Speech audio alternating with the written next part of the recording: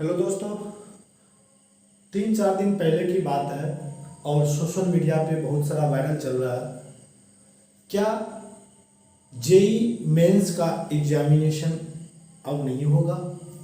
क्या नीट का एग्जामिनेशन अब नहीं होगा? दोस्तों, एग्जाम तो जेई मेंस और नीट की नहीं होगा। आखिर जो डिफरेंट डिफरेंट इंजीनियरिंग कॉलेज हैं हमारे देश में, जो डिफरेंट डिफरेंट मेडिकल कॉलेजेस है, क्या इस सब में एडमिशन कैसे होगा?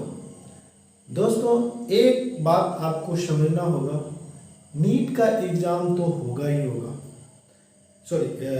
मेडिकल में जो एंट्रेंस के थ्रू जो भी स्टूडेंट का एडमिशन हो रहा था वो एडमिशन तो होगा ही होगा।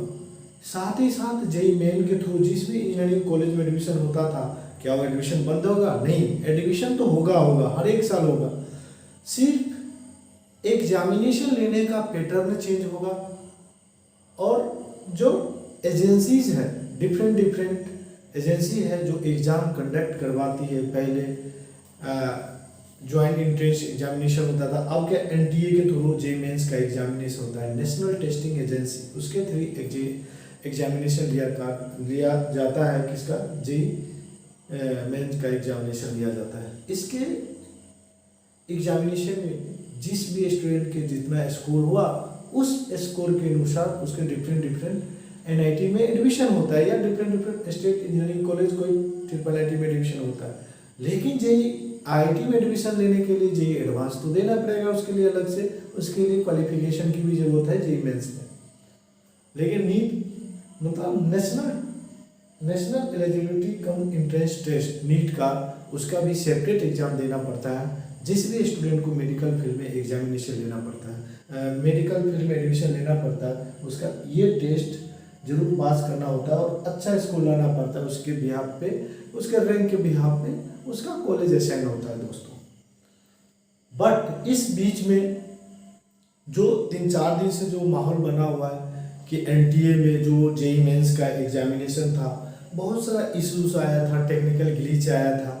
इसके बिहाफ पे एक प्रपोजल लाया गया है यूजीसी का, जो यूजीसी के जो चेयरपर्सन है, उसके बिहाफ पे एक वर्किंग प्रपोजल पे वर्क कर रहा है। क्या कर रहा है? The UGC is working on A proposal, एक प्रपोजल पे वर्क कर रहा है। एक कमिटी बना हुआ है, उस पर ऑलरेडी वो वर्क कर रहा है।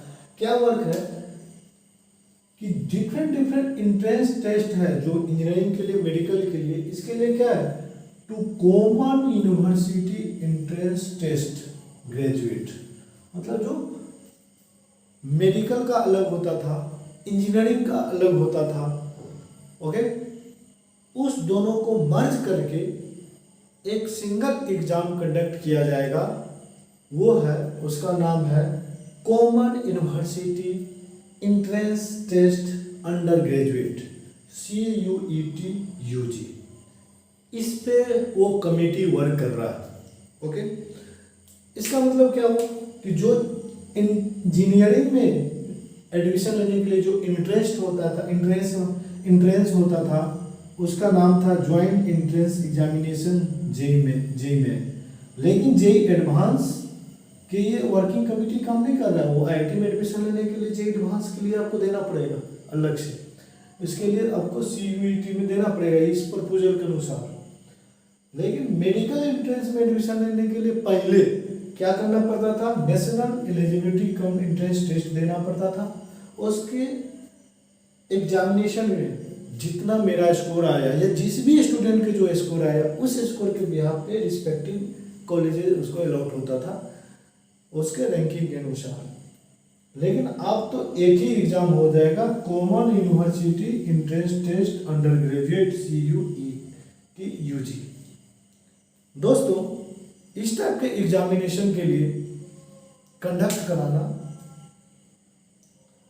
एक अपॉर्चुनिटी के रूप में हम समझें, या मेरे लिए बेनिफिशियल है कि डिसएडवांटेज है, इसको स्टडी करेंगे हम नेक्स्ट स्लाइड में और इस फॉर्म में देखेंगे इसका क्या एडवांटेज है, इसका क्या डिसएडवांटेज है।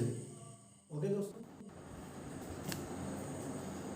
हेलो दोस्तों, अभी जस्ट मैंने डिस्कशन किया था कि जो दो एग्ज़ाम है हमारा जेईई और नीट, दोनों को मर्ज करके एक common university entrance test undergraduate में कन्वर्ट करने जा रहा है। उसका हम कुछ ना कुछ step by step advantage discussion करता हूँ दोस्तों, और आपके भी थॉट में जो भी एडवांटेज आएगा दोस्तों, इस कमेंट में जा करके आप अपने थॉट को शेयर कर सकते हैं, और इस कमेंट को जरूर मैं शेयर करूँगा। और एक मैं नया फिर से एक पीपीटी बनाऊंगा इस पे। इसका डिसएडवांटेज क्या हो सकता है दोस्तों? फर्स्ट क्या है, how to manage difficulty level between the JEE and NEET examination. दोस्तों जेई मेंस का एग्जाम अलग है, नीट का एग्जाम अलग है। ये इंजीनियरिंग फील्ड से है और ये मेडिकल फील्ड से। इस दोनों में कुछ सब्जेक्ट है जो है वो कॉमन है, जैसे फिजिक्स और केमिस्ट्री हम जेई मेन में भी पढ़ते हैं और जेई मेन में भी पढ़ते हैं और नीट में भी पढ़ते हैं। यानी कि मेडिकल के स्टूडेंट भी पढ़ाई करता है फिजिक्स केमिस्ट्री, और नीट की भी स्टूडेंट प्रिपरेशन करता है। अब डिफिकल्टी लेवल जो हम जानते हैं दोस्तों कि जो इंजीनियरिंग बैकग्राउंड के जो स्टूडेंट है या उसका जो कंपटीशन है थोड़ा ज़्यादा है इन टर्म्स ऑफ फिजिक्स और केमिस्ट्री कंपेयर करेंगे नीट से। जब नीट से कंपेयर करेंगे हम जेई मेन की, तो जो जेई मेन का लेवल है इन टर्म्स ऑफ फिजिक्स वो ज़्यादा है, किसमें, केमिस्ट्री में भी फिजिक्स में भी। लेकिन नीट का क्या है, कम है। आप इस लेवल को कैसे मैनेज कर सकते हो? ये मिडिल में आना पड़ेगा। मिडिल में आओगे तो क्या होगा, जेई मेन का स्टूडेंट सपोज इसका लेवल जेई मेन के यहाँ पे है, फिजिक्स केमिस्ट्री की बात कर रहा हूँ, और नीट के यहाँ पे है, तो आपको मिडिल में लाना पड़ेगा। मिडिल में तब ना बराबर होगा, तो थोड़ा लेवल इसका बढ़ेगा और इसका लेवल घटेगा। तो यहाँ पे दोस्तों कौन सा बेनिफिट हो जाएगा स्टूडेंट? जेई ऑब्वियस है, जेई मेन का जो स्टूडेंट्स होगा, जो मैथमेटिक्स बैकग्राउंड को होगा, वो ज़्यादा बेनिफिट होगा कंपेयर टू जेई नीट के स्टूडेंट को। अब दूसरी बात है कि जब लेवल को आप रिड्यूस कर रहे हो कंपटीशन टेस्ट का, जो कंपटीशन एग्जामिनेशन का आप लेवल रिड्यूस कर रहे हो, किसके कंपेरिजन में? जेई मेंस में जो स्टूडेंट बैठा जाता है और जो नीट में स्टूडेंट बैठ रहा है उसका डिफिकल्टी बढ़ा रहे हो। तो एक पॉइंट पॉजिटिव साइड भी, एक पॉजिटिव पॉइंट है और एक साइड डार्क साइड है।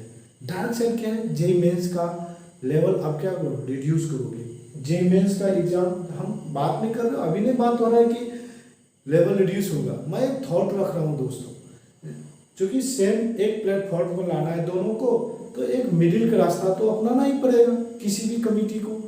तो जेई नीट का तो डिफिकल्टी बढ़ा रहा है, डिफिकल्टी लेवल बढ़ रहा है, और एक common university test examination test में आने से, लेकिन जेई मेंस का क्या घट रहा है। इससे क्या होगा, क्वालिटी ऑफ एजुकेशन क्या होगा, रिड्यूस होगा, क्योंकि फोकस ही नहीं करेगा लोग। जितना ज़्यादा डिफिकल्ट होगा उतना ज़्यादा रिसर्च करेगा, उतना ही ज़्यादा मेहनत करेगा, उतना ही ज़्यादा प्रैक्टिस करेगा, उतना ही ज़्यादा हमारा एजुकेशन क्वालिटी बेटर रहेगा। लेकिन डिफिकल्टी लेवल हम यदि घटा देंगे तो हमारा एजुकेशन लेवल में भी दोस्तों कुछ ना कुछ रिडक्शन आएगा उसका क्वालिटी में, जिसका इफेक्ट हमको देखने के पड़ेगा। जो रिसर्च और इनोवेशन है, इस दोनों में हमको जरूर कुछ ना कुछ घाटा फील होगा, महसूस होगा। तो इसीलिए मैंने सेकंड पॉइंट लिखा, reduction. If reduce the difficulty level then quality of education reduce. हमारा जो क्वालिटी ऑफ एजुकेशन है वो रिड्यूस हो जाएगा। अब दूसरी बात क्या है, अपने आप में जेई मेन में नंबर ऑफ स्टूडेंट और नीट में नंबर ऑफ स्टूडेंट बहुत ज़्यादा है। तो एक यूजीसी ग्रांट्स कमीशन ने खुद बोला है कि दोनों एग्जामिनेशन को मर्ज करने से 43 लाख आ जाएगा।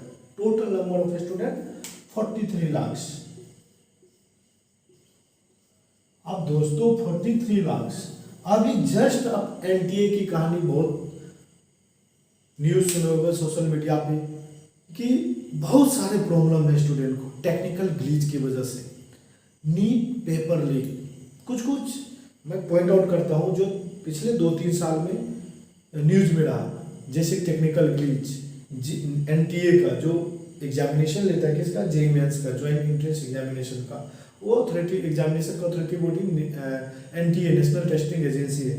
इसमें टेक्निकल ग्लिच बहुत ज़्यादा आता है। टेक्निकल ग्लिच क्या हो गया कि जैसे मान लेते हैं कि ऑप्शन में कोई स्टूडेंट ए बी सी है, इसमें ABCD है, तो इसमें ये पेंट करके आया, तो ये नहीं करके ये चीज़ दिखा रहा है। ये फैक्ट, ये सच है कि नहीं है, लेकिन स्टूडेंट तो बोल रहा है।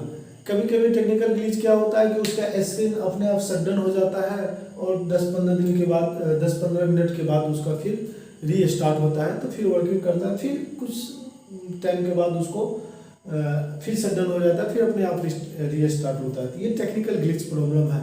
ऐसा प्रॉब्लम दोस्तों क्यों हुआ? क्योंकि सेंटर में जब ह्यूज स्टूडेंट होगा डिफरेंट कंट्री में, डिफरेंट प्लेसेस पे, तो हमारा ये मैनेज करना थोड़ा प्रॉब्लम आता है, जिसके चलते जो वर्केबल कंप्यूटर नहीं है वो भी हम इस एग्जामिनेशन में हम एक्सटेंड कर देते हैं, ताकि स्टूडेंट को ये प्रॉब्लम, टेक्निकल ग्लिच की प्रॉब्लम फेस करना पड़ता है। और दूसरी बात है, हम नीट पेपर लीक का मामले आया था 2 साल पहले, उसका भी ये चीज़ सारा प्रॉब्लम आता क्यों है?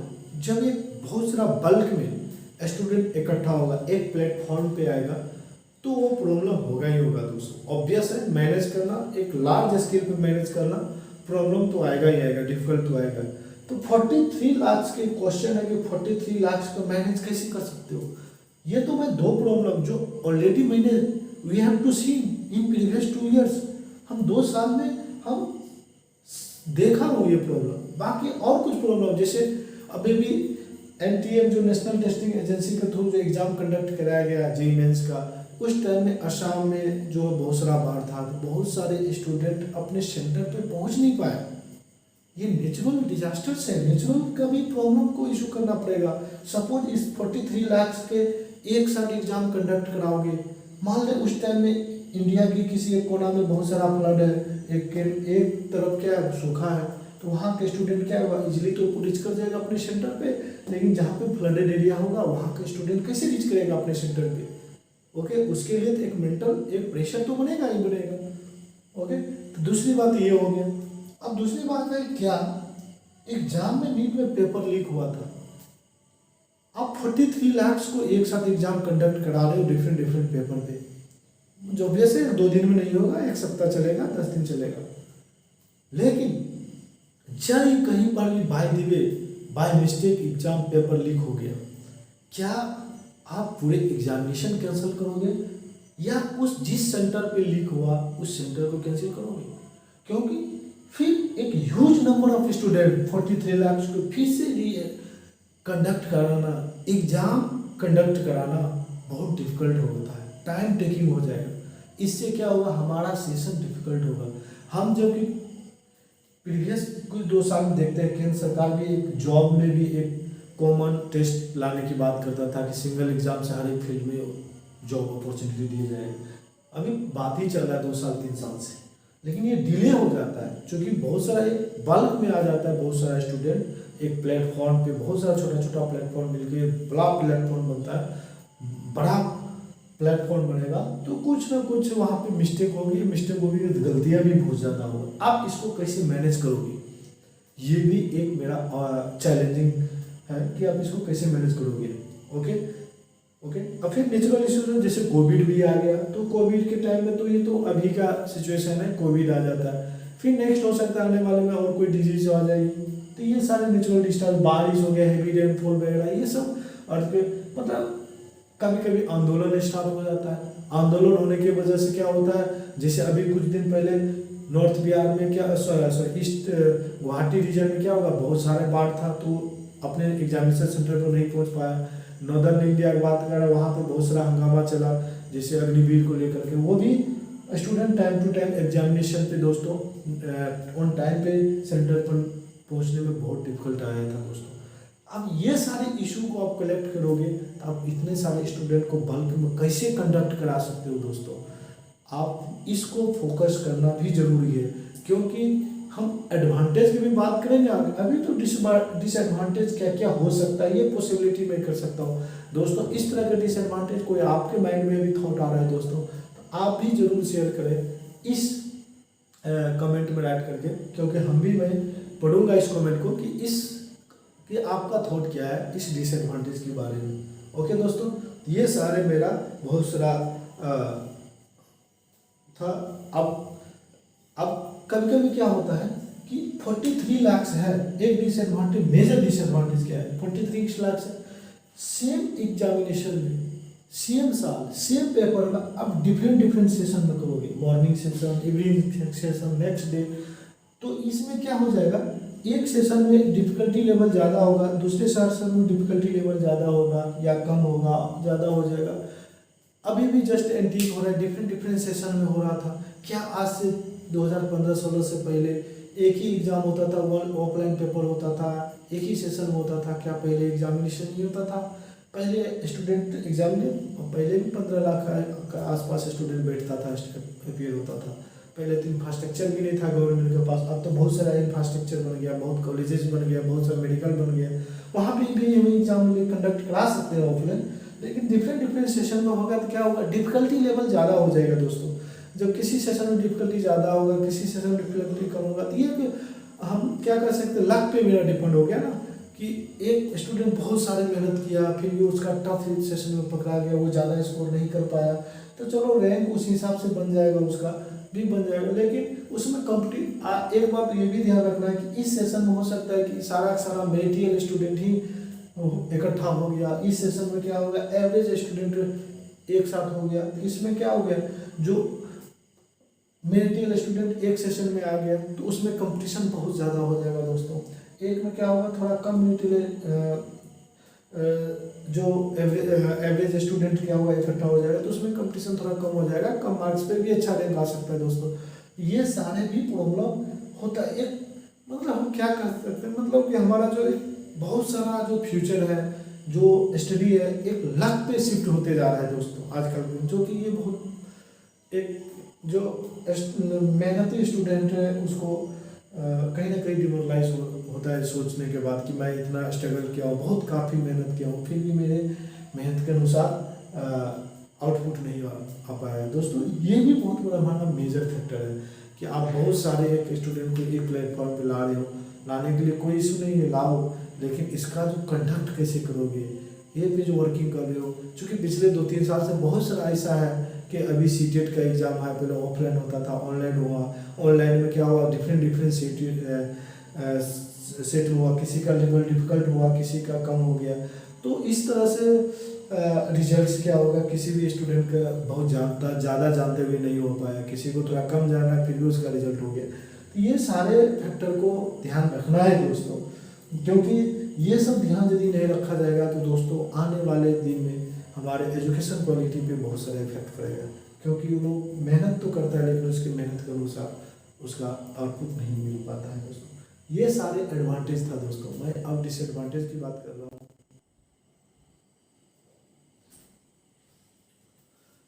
दोस्तों इस डिसएडवांटेज तो मैं देख रहा हूँ, एडवांटेज में बहुत सारे एडवांटेज हमको दिख नहीं रहा है, फिर भी इस जो यूनिवर्सिटी ग्रांट्स कमीशन जिस प्रपोजल पे वर्क कर रहा है, वो जो कमेटी मेंबर है, वो कमेटी मेंबर को कहना है कि students have opportunity to join different programs with the same marks. उस कमेटी मेंबर को कहना है, या चेयर जो यूजीसी का जो चेयरपर्सन है उसका कहना है कि स्टूडेंट को डिफरेंट प्रोग्राम में एडमिशन लेने का अपॉर्चुनिटी होगा विथ द सेम मार्क्स। दोस्तों इसका परसेंटेज कितना होगा, मुश्किल से 10% बहुत ज़्यादा, 2% 3% होगा, क्योंकि हम तैयारी करेंगे इंजीनियरिंग का और फाइनली जो रिजल्ट आएगा तो हम मेडिकल चल जाए, या तैयारी करेंगे मेडिकल का हम चल जाए इंजीनियरिंग में। ऐसा कभी नहीं होता है दोस्तों, क्योंकि आप मेडिकल की तैयारी करोगे तो इंजीनियरिंग में चल जाओगे तो सेटिस्फैक्शन नहीं मिलेगा, क्योंकि सब दिन तो तैयारी करोगे वो। लेकिन इसने बोल रहा है कि आप एक अपॉर्चुनिटी होगा, हाँ मानता हूँ मेरे पास एक अपॉर्चुनिटी होगा। कब अपॉर्चुनिटी होगा, जब मेडिकल में मेरा रैंक आएगा, वहाँ पे कॉलेज एडमिशन नहीं मिला, यदि मेरे पास हाथ में कुछ नहीं है, कुछ दिख नहीं रहा है, ग्रेजुएशन से बढ़िया चलो नीट के थ्रू हमको कोई एनआईटी मिल रहा था, एडमिशन ले लिए, ये एक अपॉर्चुनिटी हुआ। लेकिन जब ना नीट मिला, नीट में भी रैंक अच्छा मिल रहा है, और हमारा एनआईटी जो इंजीनियरिंग फील्ड है उसमें भी अच्छा कॉलेज मिल रहा है, दोनों मिल रहा है, तो ये मेरा अपॉर्चुनिटी कैसे हुआ। क्योंकि मैं तो तैयारी किया मेडिकल का, तो मैं ऑब्वियस है मैं मेडिकल में जाऊँगा। तो यहाँ पे अपॉर्चुनिटी हमको कैसे काउंट कर सकता हूँ। लेकिन मेरा नीट भी कॉलेज मिल रहा है, नहीं मिल रहा है, हमारा NIT भी नहीं मिल रहा है, मेडिकल भी कॉलेज नहीं मिला, इंजीनियरिंग कॉलेज भी नहीं मिला, अच्छा इंजीनियरिंग कॉलेज, क्या मेरा ये अपॉर्चुनिटी हुआ? नहीं, अपॉर्चुनिटी नहीं हुआ। इसीलिए दोस्तों ये स्टेटमेंट कहा ना कि different programs with the same marks, जो अपॉर्चुनिटी है to join the different program, क्या ये मेरा अपॉर्चुनिटी है सेम मार्क्स का? तो मेरे हिसाब से ये अपॉर्चुनिटी के रूप में है। किस स्टूडेंट का है? जिस स्टूडेंट के मेडिकल नहीं हुआ तो नीट NIT में एडमिशन हो गया, NIT का तैयारी कर रहा था, वो नहीं मिला, मेडिकल में मिल गया, तो ये अपॉर्चुनिटी, चलो ये नहीं थी, ये मिल गया, तो ये अपॉर्चुनिटी हो सकता है। लेकिन जिस स्टूडेंट का ना तो मेडिकल कॉलेज मिल रहा है, ना तो इंजीनियरिंग कॉलेज मिल रहा है, उसके लिए क्या अपॉर्चुनिटी होगा सेम मार्क्स लेकर के? अंतिम में तो वही ग्रेजुएशन करना है, लेकिन या तो वो फिर से ड्रॉप लेगा, फिर 1 साल की तैयारी करेगा। हाँ, और एक बात है दोस्तों, इस एग्जामिनेशन साल में 2 बार कंडक्ट कराने की प्लानिंग चल रहा है दोस्तों। एक प्लानिंग है कि जब आपका बोर्ड एग्जाम कंप्लीट होगा, जस्ट होगा, 6 महीना बाद होगा, कि आप अच्छे से प्रिपेयर कर सकते हो। इसीलिए दोस्तों एक बेनिफिट ये भी है, और दूसरा है कि save the time. Save the time मतलब सिर्फ क्या, मल्टीपल एग्जाम दोगे, मल्टीपल टाइम, 3 एग्जाम में नहीं होता है, एक नीट का हो गया, मेडिकल का हो गया। क्या कभी देखो कि जो स्टूडेंट मेडिकल के देता है वो नीट के भी एग्जाम नहीं देता, एग्जाम तैयारी करता है, जो नीट करता है, जो मेडिकल करता है, सॉरी जो इंजीनियरिंग का एग्जाम का कंपटीशन तैयारी करता है, वो मेडिकल में जाता है देने के लिए? नहीं, वो मेडिकल का स्टूडेंट जो होता है बाय डिफॉल्ट कभी कभी फिजिक्स में मैथमेटिक्स समझने के लिए बायो के साथ साथ मैथमेटिक्स ले लेता है, तो कभी कभी वो अपना अंडरस्टैंडिंग बिल्ड करने के लिए वो एग्जाम दे देता है कि चलो ये नहीं स्कोर हुआ तो ये इसमें देता है, तो बहुत कम परसेंटेज है इसका दोस्तों। तो लेकिन स्पेशली क्या है, एक स्टूडेंट साल में तो एक ही, चूंकि इंजीनियरिंग और मेडिकल मिला के एक बन रहा है, तो हम क्या करते हैं, हम मेडिकल के एग्जाम, मैं खुद ही अपना बात कर रहा हूँ, तो मैं खुद ही कभी मेडिकल के एग्जाम नहीं दिया, आज तक नहीं दिया, तो मैं मल्टीपल टाइम साल कैसे दिया, मल्टीपल एग्जामिनेशन कैसे दिया? नहीं दिया ना, एक ही इंजीनियरिंग को में एंट्रेंस दिया ना। ओके, तो इसीलिए बोला मल्टीपल एग्जाम देने से सेव होगा टाइम। कैसे टाइम सेव हो रहा है दोस्तों? चूंकि एक मेडिकल है, एक नीट है, इंजीनियरिंग है, तो आप इंजीनियरिंग को एग्जाम दोगे तो मेडिकल नहीं दोगे, मेडिकल तक इंजीनियरिंग नहीं दोगे, तो ऑब्वियस है, चूंकि तुम देने के लिए दे सकते हो, लेकिन तुम्हारा रैंक उससे ऑलरेडी तुम आउट ऑफ कंपटीशन हो, उससे कुछ फायदा नहीं होने वाला, टाइम इन्वेस्ट हो जाएगा, मनी इन्वेस्ट होगा। ओके, ये सब दोस्तों, ये सब बेनिफिट क्या है, जो टैलेंटेड लोग हैं, जो टॉप का 0.5% है, 0.01% है, उन सब लोग के लिए बेनिफिट है कि चलो भाई 2 साल से तैयारी कर रहा हूँ, इंजीनियरिंग का क्रेज घट गया, मेडिकल में जा रहा हूँ, मेडिकल क्रेज घट गया, ये घट गया। दोस्तों कभी नहीं था, कभी भी कोई फील्ड खराब नहीं होता है, वो आप पे डिपेंड करता है उस फील्ड को कितना एक्सप्लोर करते हो। जी, क्योंकि किसी भी फील्ड में रिसर्च कभी स्टॉप हुआ ही नहीं है, सेम फील्ड का कभी कितना से कितना फिजिक्स है, देखो कितना पुराना टॉपिक है, रिसर्च चलते रहता है, फिर भी हाईलाइट चल रहा है, कभी कोई भी चीज़ कम नहीं है अपने आप, वो आप पे डिपेंड करता है कि किसी भी चीज़ को कैसे एक्सप्लोर कर सकते हो। ओके, ये दोस्तों मेरा थॉट है, और आपका थॉट क्या है दोस्तों? इस कमेंट के सेक्शन में आप अपना थॉट को शेयर करें, ताकि